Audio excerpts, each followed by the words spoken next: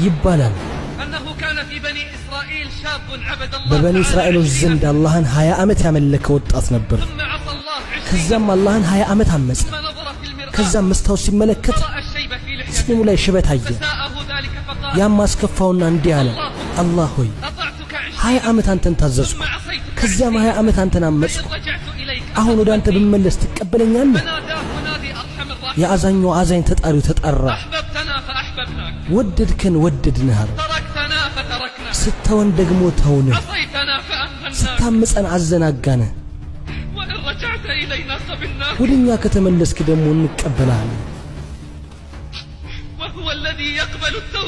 እርሱ ከባሮቹ ንስሐን የሚቀበል ከኃጢአቶችም ይቅር የሚል ነው። እሱ ከባሮቹ ንስሐን የሚቀበል ከኃጢአቶችም ይቅር የሚል ነው። وهو الذي يقبل التوبة عن عباده